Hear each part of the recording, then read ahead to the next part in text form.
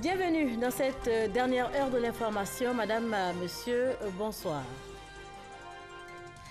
À la une de votre édition, des accords de coopération signés entre la Côte d'Ivoire et le Koweït, 300 milliards de francs CFA de financement obtenus au sortir de la visite officielle de 72 heures du président Alassane Ouattara en terre koweïtienne.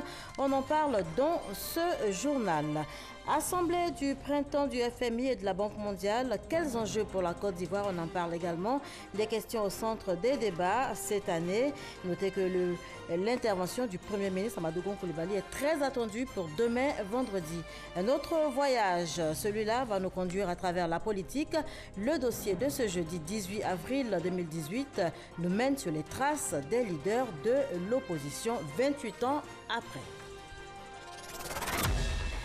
Bienvenue dans votre édition. Je vous le disais tantôt, à la une de votre journal, ce soir, les accords de coopération signés entre la Côte d'Ivoire et le Koweït. 300 milliards de financements obtenus après la visite de 72 heures, visite effectuée au Koweït par le président Alassane Ouattara. Le chef de l'État est en ce moment en France. Il a donc quitté le Koweït pour Paris. On fait le point de sa visite avec Habiba Dambélé. Au dernier jour de son séjour koweïtien, le président Alassane Ouattara a reçu la visite de l'émir du Koweït, son Altesse royale, le Cheikh Sabah Al-Hamad Al-Jaber Al-Sabat, dans l'aile du palais Bayan, entièrement consacré au chef de l'État ivoirien et à sa délégation. Le souverain koweïtien était accompagné de tous les princes du royaume et de ses principaux ministres. Ce cérémonial est exclusivement réservé aux hôtes de marque. Et cet honneur a été constamment rendu au président de la République.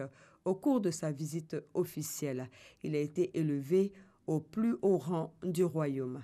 Des accords signés, d'importants financements obtenus d'un montant total de 300 milliards de francs CFA, comparativement aux 58,4 milliards initialement octroyés à la Côte d'Ivoire, un coup d'accélérateur dans les relations entre la Côte d'Ivoire et le Koweït.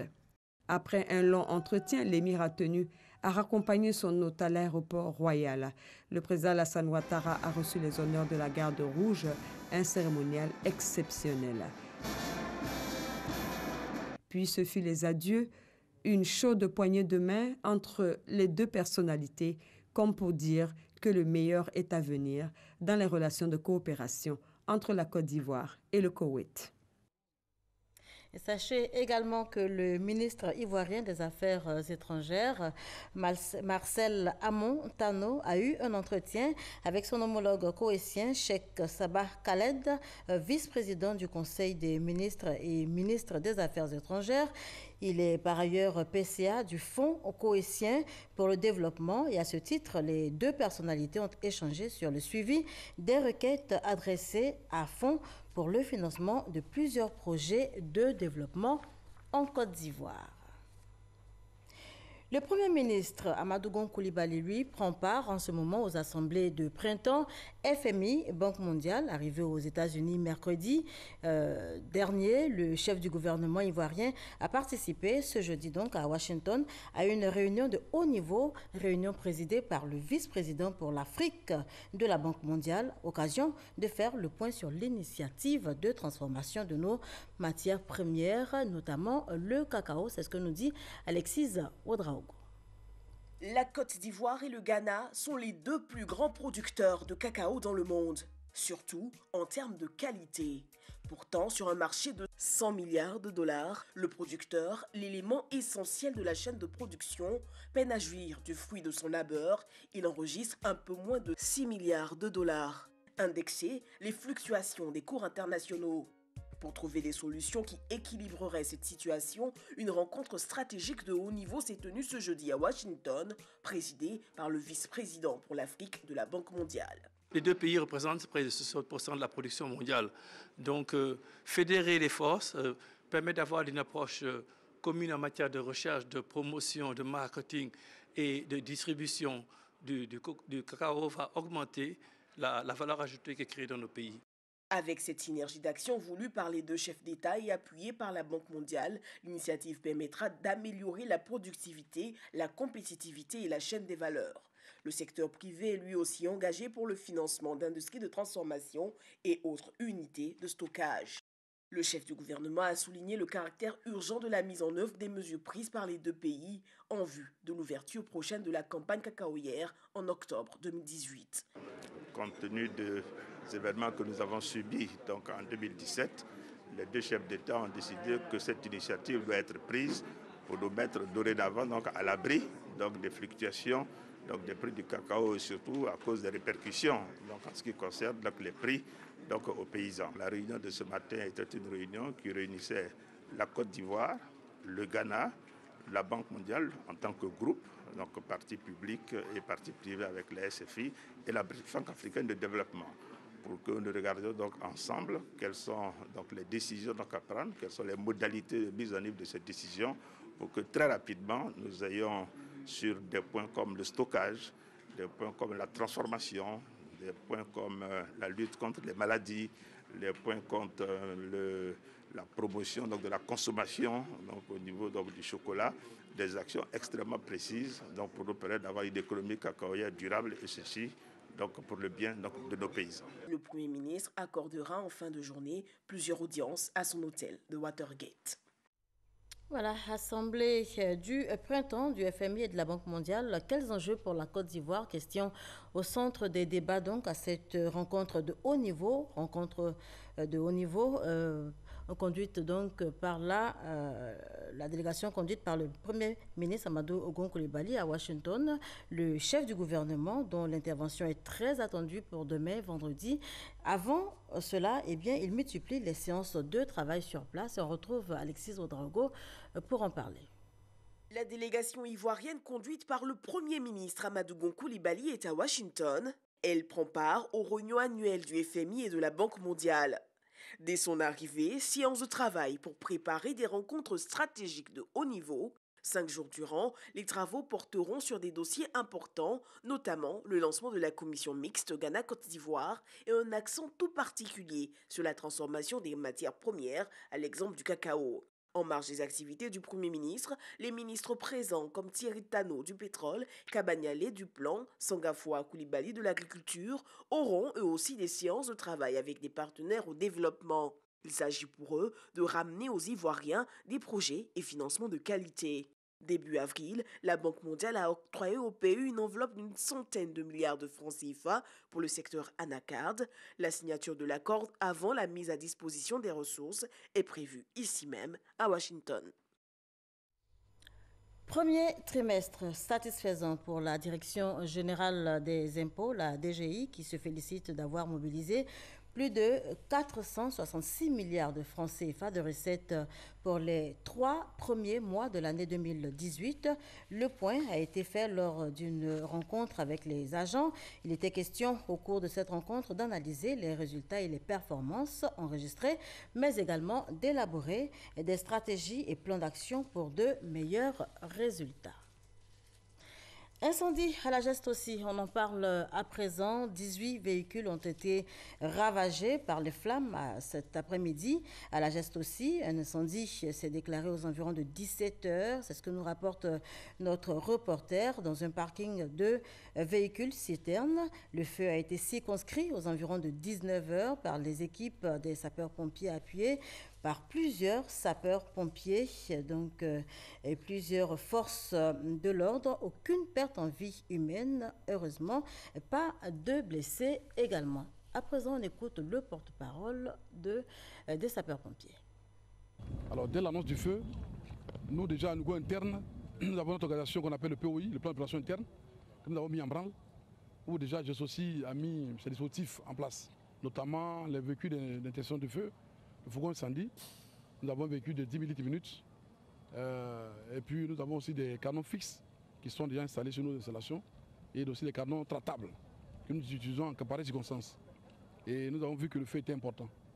Donc nous avons appelé nos amis de la CIR et les amis de GSPM qui sont venus, qui de façon synergique, nous avons lutté contre le feu et nous sommes allés, disons, jusqu'à l'extinction. Ce qu'il faut noter, c'est que compte tenu du fait que l'espace même est rempli de camions citernes, il faut dire qu'il faut avoir pire que ça. Mais malheureusement, sinon heureusement pour nous, il n'y a pas eu de cas de victimes. Il n'y a pas eu de cas de blessés, il n'y a pas eu de cas d'incidentés. Quant à l'origine du feu, nous allons mener des investigations pour savoir de quoi il est question véritablement. Je vous fais lecture de ce communiqué relatif donc à cet incendie. Un incendie s'est déclaré aux environs de 17h15 à la Gestossi, dans le parking longue durée sur 5 camions citernes vides. Avec l'intervention de nos équipes et partenaires, le feu a été maîtrisé aux alentours de 19h05. La situation est actuellement sous contrôle. Nous ne déplorons aucune victime. Néanmoins, nous dénombrons 18 camions citernes endommagés. La Gestossi tient à rassurer la population ivoirienne que ces installations n'ont pas été touchées et que cet incendie n'impactera en rien ces activités, et c'est signé du directeur général de la Gestossi. Financement des petites et moyennes entreprises, petites et moyennes industries, également microfinance en Côte d'Ivoire. Le Fonds de solidarité africain veut y apporter des solutions. Des échanges ont donc été organisés mercredi dernier à cet effet. On en parle avec Francis Boifo. Le Fonds de solidarité africain FSA peut offrir jusqu'à 80% de garantie en termes de prêts bancaires pour le financement des petites et moyennes entreprises, ainsi que les petites et moyennes industries. Vous avez accès au fonds tout simplement en nous transmettant les business plans plus une demande, à partir de laquelle nous allons analyser, et puis si le projet est éligible, si le projet est viable, nous allons vous délivrer sans frais une lettre de manifestation d'intérêt. Et grâce à cette lettre, vous avez alors un moyen supplémentaire pour aller au contact des banques. La garantie pour les prêts bancaires, c'est un taux de garantie maximum de 80% du montant du prêt et qui peut aller jusqu'à 6,6 milliards pour un seul projet. Au 31 décembre 2017, le cumul des garanties accordées par le Fonds pour les 14 pays membres s'élevait à 409 milliards, dont 103 milliards de francs CFA pour la Côte d'Ivoire, soit 25% des interventions du FSA. Le Fonds de solidarité africaine est une vraie opportunité pour nous, les opérateurs économiques, pour nous, les entrepreneurs ivoiriens, et parce que le FSA vient apporter une réponse à notre problème, apporter les garanties. Nous finançons une opération, pas parce que nous détenons une garantie, mais d'abord parce que le projet il est rentable et bancable. Ça, c'est le préalable. Le métier de banquier n'est pas de conditionner la mise en place d'un engagement par rapport à la garantie. La garantie est un élément accessoire. Cette rencontre permettra de former les chefs d'entreprise sur le montage de projets de prêt, la bonne gouvernance des structures, l'exécution des écritures comptables, ainsi que le mécanisme de financement du Fonds de solidarité africain créé en 1979. On fait à présent un petit tour à l'intérieur de la Côte d'Ivoire. Je vous propose de parcourir ensemble l'autoroute Yamoussoukro-Tiebissou. L'axe est en ce moment en chantier. En tout cas, depuis plus d'un an, le chantier a été lancé par le Premier ministre Amadou Gon Coulibaly. C'était en mars 2017. Il est en passe donc d'être opérationnel. Eh bien, pour s'assurer de l'avancée des travaux sur cette autoroute et surtout sur la qualité, le ministre Amadé Kouakou, ministre des infrastructures économiques, était sur le chantier. Serge Collier pour faire le point. Première escale de cette visite terrain du ministre des infrastructures économiques, l'axe Yamoussoukro-Boaké. Amédée Kouakou est venu se rendre compte du bon déroulement des travaux de réhabilitation de cette route truffée de nids de poules. Il y avait beaucoup de nids de poules. Nous sommes venus constater que les travaux pour boucher, ces travaux sont en cours, de sorte à permettre la circulation aisée en attendant que les travaux de l'autoroute se terminent. Le ministre a ensuite mis le cap sur le chantier de l'autoroute Yamoussoukro-Boaké. L'autoroute est longue de 110 km. La première phase, Yamoussoukro-Tiebissou, fait 37 km. Les travaux avancent bien et nous sommes venus vraiment nous rendre compte donc de l'effectivité et nous sommes quand même heureux que les travaux se déroulent comme il fallait. Mais nous allons regarder après en termes de délai s'il y a des retards. Mais dans tous les cas, il faudrait que l'ensemble des travaux tiennent donc dans le délai qui a été imparti pour l'exécution des chantiers. Sur les autres chantiers, le ministre a appelé à la rigueur et au professionnalisme des structures en charge des travaux. La tournée du ministre des Infrastructures économiques s'est achevée à Ferké, où le boulevard Alassane Ouattara a été inauguré. Un autre voyage, celui-là à travers la politique. Le dossier de ce jeudi 18 avril nous mène sur les traces des leaders de l'opposition. 28 ans après la naissance du multipartisme en Côte d'Ivoire, où en est-on avec cette lutte? Où en est-on avec la lutte des leaders de l'opposition? Le dossier de ce soir est signé Sidonie Davila.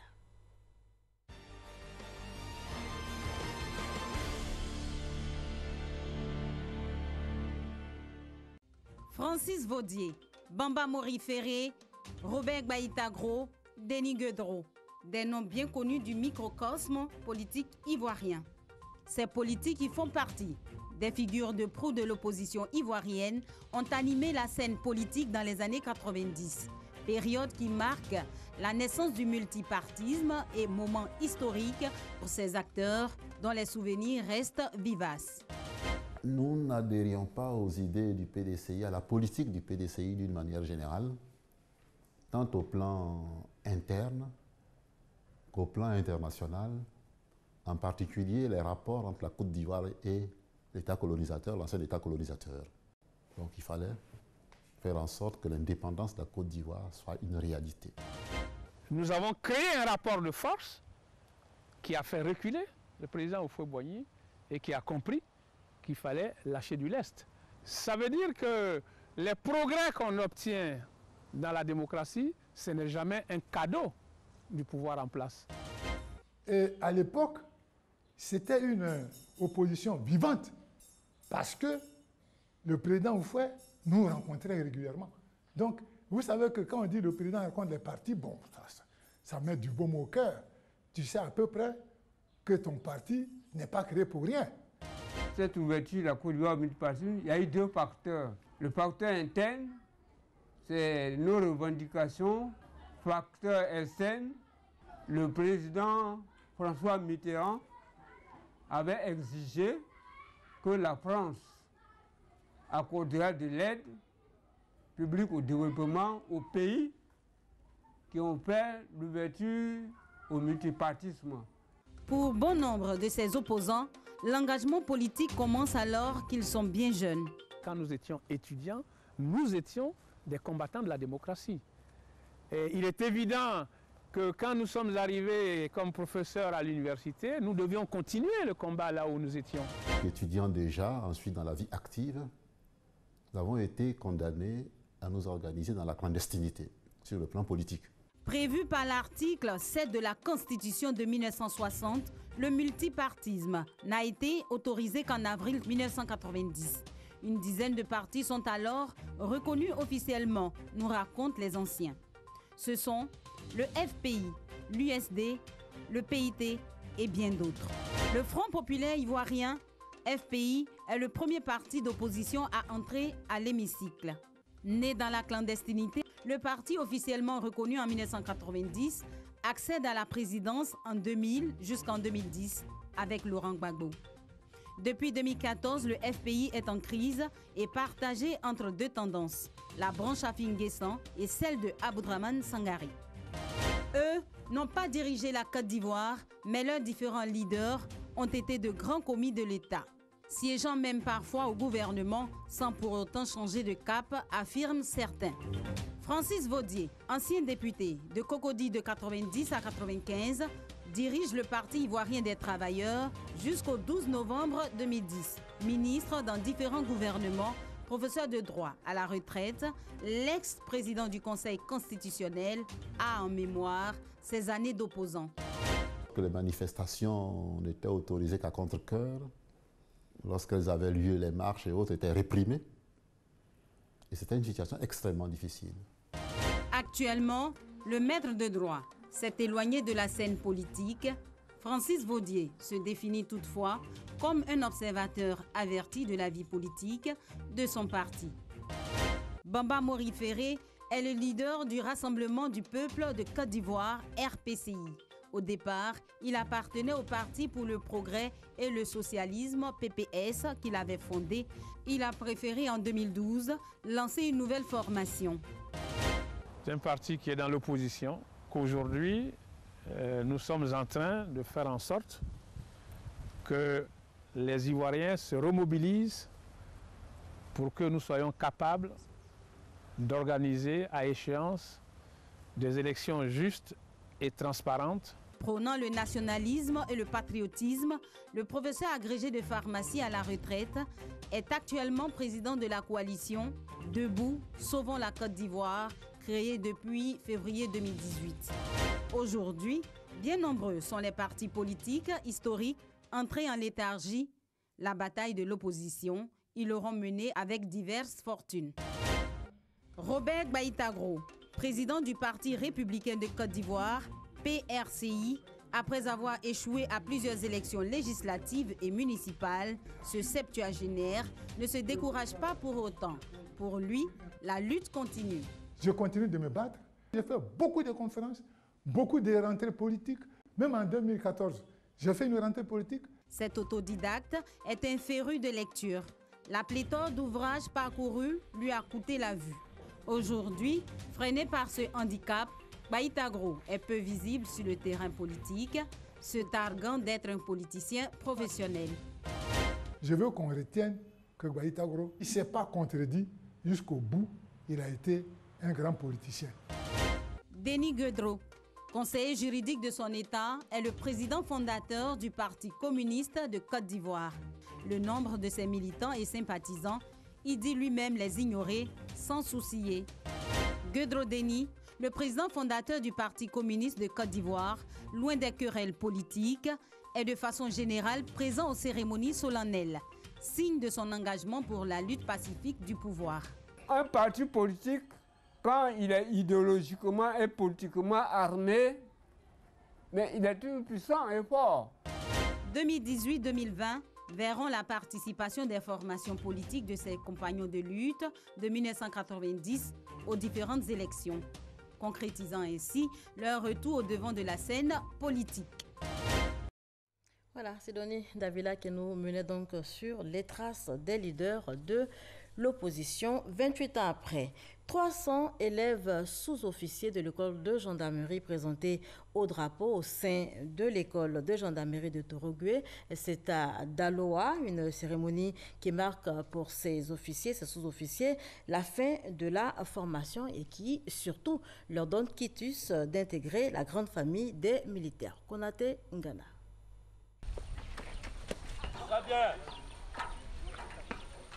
Après 76 jours d'intenses efforts physiques, techniques et psychologiques, visant à leur inculquer des savoir-faire et savoir-être, 300 élèves sous-officiers, dont 15 jeunes filles de la première année de l'école de gendarmerie de Torogwe, font connaître la joie d'être militaires. Une présentation au drapeau qui marque la fin de leur initiation et leur confère la qualité de soldats. Moment propice pour le commandant supérieur de la gendarmerie de rappeler aux élèves sous-officiers les valeurs morales nécessaires pour faire face aux exigences de la République. Votre objectif premier doit être de prouver par votre esprit de discipline, de rigueur et de courage votre loyauté aux institutions républicaines. Appropriez-vous les sages conseils qui viennent de vous être prodigués afin de demeurer des gendarmes dignes et méritants tout au long de votre carrière. Les 5 majors de la promotion 2017-2019, à l'issue des examens de fin de formation commune de base, ont été récompensés. La cérémonie s'est conclue par un défilé des élèves sous-officiers, désormais jugés aptes à intégrer la grande famille des forces armées. On poursuit en images. La Côte d'Ivoire continue son combat contre la fièvre Lassa. Pour l'heure, aucun cas signalé dans le pays, mais le gouvernement poursuit sa campagne de prévention. Une campagne lancée depuis maintenant 2 semaines par le ministère de la Santé et de l'Hygiène publique. Les rats et les souris sont les vecteurs de cette maladie.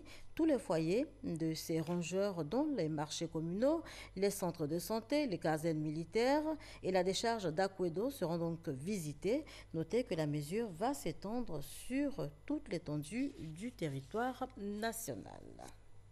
On s'intéresse à présent aux activités du parc national d'Azani, activités pour les 3 premiers mois dont les résultats sont donc satisfaisants à 88,%, ce que nous dit Walter Amadou Ouattara. Pour une meilleure sauvegarde et gestion du parc national d'Azani, autorités préfectorales, coutumières, populations riveraines et agents des eaux et forêts ont pris part à cet atelier de suivi trimestriel du plan annuel d'activité 2018. Il est initié par l'Office ivoirien des parcs et réserves OIPR. Un atelier qui a permis d'évaluer le niveau d'exécution des programmes au profit de ce parc et de proposer des mesures correctives pour les retards dans les réalisations. Il y a un plan de restructuration de ce parc, du parc national d'Azani qui est en cours, auquel nous plaçons beaucoup d'espoir et espérons que d'ici peu, le parc va être redynamisé et attirer davantage de touristes. Avec tout ce qui se fait pour aider les populations riveraines, sincèrement, c'est de dire encore à la population de se mettre à l'écart du parc, puisque tout ce qu'il fait, c'est pour nous. C'est pour nous, donc de chercher à préserver le parc avec nous et à aider, à épauler l'OIPR dans sa tâche. Des activités jugées satisfaisantes avec une performance de 88,46% selon le directeur de l'OIPR Zone Sud. Nous avons passé en revue tout ce qui est protection, et tout ce qui est équipement et aménagement, tout ce qui est sujet écologique et recherche, tout ce qui est infrastructure. Nous allons redoubler d'ardeur pour également améliorer le résultat obtenu de sorte à ce que nous puissions être le plus performants possible et préserver au mieux ce patrimoine commun qui est le parc national d'Azani. Cet atelier de suivi trimestriel a été meublé par la tenue de la première session du comité de gestion locale du parc national d'Azani. Et c'est Grand Laou, ville où est situé ce parc, qui a abrité cette double activité de l'Office ivoirien des parcs et réserves. On embarque à présent pour un voyage Abidjan-Ouagadougou par des rails, un parcours chargé de l'histoire de l'Afrique, des tirailleurs sénégalais, de la révolte des Abés, entre autres, histoire retracée à travers un vernissage et relatée par notre reporter Franck Quadio. En gare, commerçantes et passagers, dans un décor bruyant, celui des gares ferroviaires des années 70-80, reconstitués dans les locaux de l'Institut d'histoire d'art et d'archéologie africain IACHA. Et pour en ajouter au réalisme, le parcours en train Abidjan-Ouagadougou retracé avec les différentes escales, l'exercice plaît à ses étudiants, certains n'ont jamais emprunté le train. Vous avez déjà emprunté le train? Pas du tout. Mais au-delà du moyen de transport, le train, c'est toute une histoire en Afrique subsaharienne. Initialement prévu relier la Côte d'Ivoire au Niger, le projet lancé en 1998 passera par Ouagadougou en 1939 avant de s'achever en 1954 par la pose définitive des rails. Faire revivre donc et témoigner le sens de cette exposition de 7 jours initiée par l'association Images et Mémoire. Cette exposition a déjà eu lieu en 2015 à Bobo-Dioulasso. Et vu que la Côte d'Ivoire a été active dans l'histoire du chemin de fer, il était important pour l'association Images et Mémoire qui a monté cette exposition de la ramener sur Abidjan afin que les populations abidjanaises soient sensibilisées. Des visiteurs intéressés, le train a symbolisé l'espoir et le développement pour toute une région, mais aussi la souffrance et la révolte à certains moments. Illustration 1910 avec la révolte des Abés et des Gbans, mais aussi le train transportant les tirailleurs sénégalais. Il y a beaucoup de choses qui sont positives dans l'histoire. Il faut s'en inspirer, mais il faut le connaître. Parce que là, vous avez vu une centaine de planches que nous avons avec tout ce qu'il y a comme histoire. Le train Abidjan-Ouaga est une infrastructure importante de mise en valeur de notre territoire à l'époque.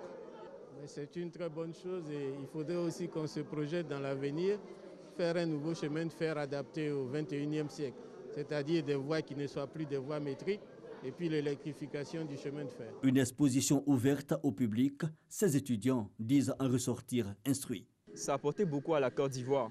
D'abord, à l'initiative, le train était fait pour les colons. C'était pour acheminer les marchandises selon le désir des colons. Mais plus tard, avec l'indépendance, On avait les trains comme les moyens de transport et ça a permis d'acheminer des produits de l'intérieur du pays jusqu'à Abidjan. L'exposition Le Train d'Abidjan à Ouagadougou de 1898 à 1958 prend fin le 24 avril 2018. Elle a lieu dans les locaux de l'UHA à Trècheville. Voilà, descente du train Abidjan-Ouaga et fin de ce voyage à travers l'actualité. Merci de nous avoir suivis.